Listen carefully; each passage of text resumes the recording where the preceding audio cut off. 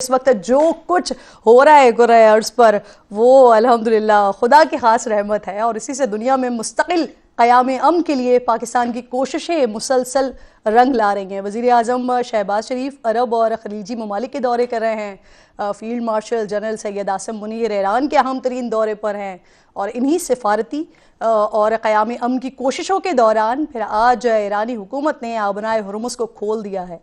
ईरानी वज़ीर ख़ारजा अब्बास इराक़ची ने आज शाम एक्स पोस्ट में लिखा कि लबनान में जंगबंदी के बाद आबनाए हुर्मुज़ खोल रहे हैं।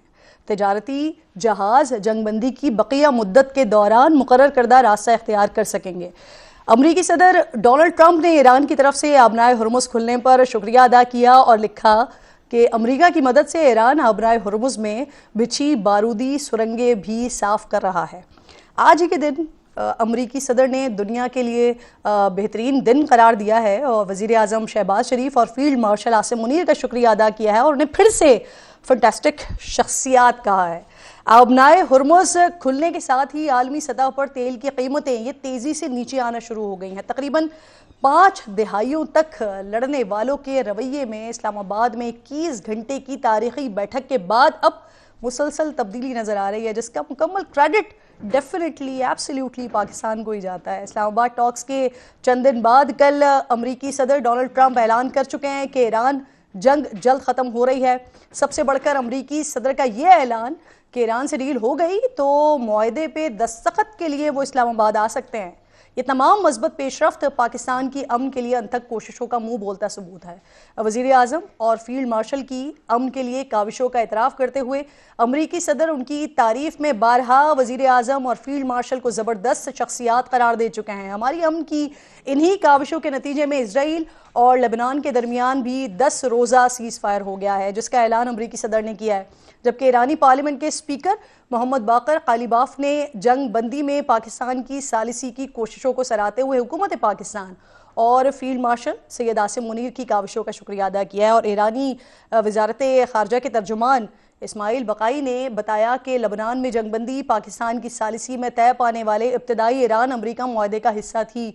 अब दूसरी तरफ नाज़रीन, अमरीकी नशरियाती इदारे CNN के इंटरनेशनल एडिटर ने बताया है कि लबनान में सीज़ फायर के लिए पाकिस्तान के फील्ड मार्शल की कोशिशों ने अहम तरीन किरदार अदा किया है और पिछले 1.5 महीने के दौरान लबनान में इजरायली हमलों के दौरान 2100 से ज़ायद अफराद जाबाक हुए हैं, 6000 से ज़ायद अफराद ज़ख्मी हुए हैं, जबकि 12 लाख लबनानी बेघर हो चुके हैं। पिछले रोज़ जंगबंदी के ऐलान के बाद लबनानी दारुल हुकूमत बैरूत में भी जश्न का समा था और बेघर अफराद अपने घरों को लौटना शुरू हो गए थे। वज़ीर आज़म शहबाज शरीफ ने लबनान में जंगबंदी के ऐलान का खैर मकदम करते हुए अमरीकी सदर की सिफारती कोशिशों को सराहा है। उनका मजीद कहना था कि लबनान जंगबंदी खित्ते में पायदार अमन की राह हमवार करेगी और वाज़ेह रहे नाज़रीन के खित्ते में इस अमन के लिए पाकिस्तान का किरदार सिर्फ अहम ही नहीं है बल्कि मरकज़ी हैसियत रखता है। जंग के फरीक़ैन चाहे अमरीका हो या ईरान, दोनों ही पाकिस्तान पर भरोसा एतमाद कर रहे हैं। पिछले हफ्ते इस्लामाबाद टॉक्स के पहले कामयाब राउंड के बाद दूसरे राउंड का काउंटडाउन शुरू हो चुका है और जल्द इस्लामाबाद में ईरान जंग के खात्मे के लिए फिर से बड़ी बैठक होने वाली है। और मेरी इत्तलात के मुताबिक इतवार को वफूद पाकिस्तान आना शुरू होंगे और फिर से ये मुज़ाकरात का जो दूसरा राउंड है इसका आगाज़ हो सकता है। पाकिस्तान में ईरानी सफ़ीर रज़ा अमीरी मुक़द्दम ने कहा है कि अमरीका से मुज़ाकरात सिर्फ पाकिस्तान में होंगे। कल अमरीकी सदर ने भी जल्द पाकिस्तान में किसी अमन मुआहदे का इम्कान ज़ाहिर किया और 2 रोज़ पहले सदर ट्रंप न्यूयॉर्क पोस्ट से जब गुफ्तगू कर रहे थे तो आने वाले चंद दिनों को वो इंतहाई अहम करार दे रहे थे। कह रहे थे कि मुज़ाकरात के अगले दौर के लिए भी पाकिस्तान ही बेहतरीन ऑप्शन हो सकता है। ईरानी सदर मसूद पेज़ेश्कियान ने भी जंगबंदी की तरफ बढ़ने में पाकिस्तान का किरदार बड़ा जिम्मेदाराना और काबिल ज़िक्र करार दिया है और ईरान खित्ते में अमन, इस्तेहकाम और बिरादराना ताल्लुकात का ख्वाहा है। इसी गुफ्तगू को आगे बढ़ाएंगे और जो मोतबर सीनियर यहाँ पर मेहमान मौजूद हैं वो ज़रूर बताएंगे कि उनके पास इस हवाले से क्या अपडेट्स हैं। अबसार आलम साहब साथ मौजूद हैं, बहुत शुक्रिया सर। तलत हुसैन साहब साथ मौजूद हैं, सुमेरा खान साहिबा ज्वाइन कर चुकी हैं। तलत साहब, आप मुस्तकिल मैं आपके प्रोग्राम्स को फॉलो कर रही हूँ, आपकी चीज़ों को फॉलो कर रही हूँ, और जिस तरह की अपडेट्स आप लेकर आ रहे हैं, आप वॉशिंगटन पोस्ट भी लेकर आ रहे हैं, अब यहाँ पर जर्नलिस्ट बैठे होते हैं, तो हमारे पास जो इत्तलात आई हैं वो फ्राइडे, सैटरडे, संडे, मंडे, ये 4 दिन बड़े इंपॉर्टेंट बताए जा रहे थे। आपके पास सर क्या इत्तलात है, क्या होने जा रहा है? हमें जो बहुत शुक्रिया वॉशिंगटन से जो व्हाइट हाउस को कवर करने वाले रिपोर्टर्स हैं, उनसे जब हमारी बात हुई तो 24-48 घंटे पहले तो ये था कि मुमकिना तौर पर अगर ये राउंड होता है, फिर कामयाब होता है और उसके बाद अगर इम्कान बनता है तो डोनाल्ड ट्रंप।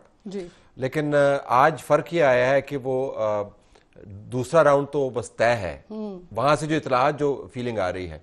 और अब वॉशिंगटन के अंदर व्हाइट हाउस के कॉरेस्पॉन्डेंट्स हमें ये बता रहे हैं कि जो बातचीत वहां पे चल रही है कि अगर डोनाल्ड ट्रंप आया यहाँ पर तो उसके दौरे का दौरानिया क्या होगा, यानी पहले अगर मगर और उसके बाद इम्कान, और अब ये मुमकिनात में से कि वो जब आएगा तो दौरे का दौरानिया क्या होगा। तो वो बता रहे हैं कि 14 घंटे से 24 घंटे तक का दौरानिया जो है वो सब कुछ 14 मई से भी जोड़ हैं, क्योंकि चाइना का दौरा उन्होंने करना है, तो इस दौरान में शायद लेओवर के तौर पर भी ये हो सकता है कि यहाँ पर रुकें एंड देन आगे जाएं। क्या ये हमें जो वहां से खबर आ रही है वो ये कि अगर ये कामयाब होता है तो फिर बीच में हो सकता है तातुल ना आए और तसलसल के अंदर ही 2-3 दिनों के अंदर ये मामला तय हो जाए, लेकिन वहां पे कोई हतमियत नहीं है। और जो डोनाल्ड ट्रंप ने तरीकाकार अपनाया हुआ है, आपने देखा कि तमाम तर इधर उधर के ट्वीट्स के साथ साथ जो सोशल मीडिया पे पोस्ट है, अब उसकी पोस्ट के अंदर ज्यादा आपको डायरेक्शन नजर आती है। अब आबनाए हुर्मस, जिसको आज अभी उसने आबनाए ईरान कहा है, यानी ये आप देखें, ये मुझे याद है कि बहुत अरसा पहले अबसार और मैं जब काम करते होते थे तो एक मरतबा इदारिये के अंदर गलती से हमने गल्फ को पर्शियन गल्फ के बजाय अरेबियन गल्फ लिख दिया। सो ईरान की तरफ से जो उसके ऊपर एतराज आया वो एडिटोरियल एक भौचाल था।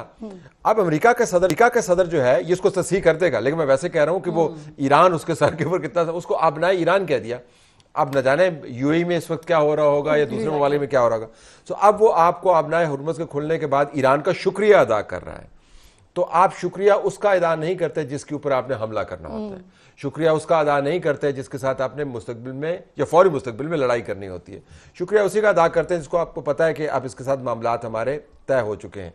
फिर उसने दूसरे ममालिक का भी शुक्रिया अदा किया, उसने नेटो को लताड़ा और दोबारा से पाकिस्तान की क़यादत की उसने तारीफ की। तो अगर आप इन तमाम चीज़ों को मिला के देखें तो ये मुमकिन है कि डोनाल्ड ट्रंप, अगर उसने प्रेसिडेंट शी के साथ जिसका समिट है उसके साथ अगर इसको टाई इन करना है तो एक स्टैंड अलोन किस्म की वो अलहदा किस्म का एक बड़ा थिएटर लगाए, बजाय इसके कि इन टॉक्स के बिल्कुल साथ ही उसको जोड़ दे। तो एक बड़ा थिएटर लगाए, उस वक्त तक जो अमली मुआहदा है वो भी हमारे सामने आ जाएगा।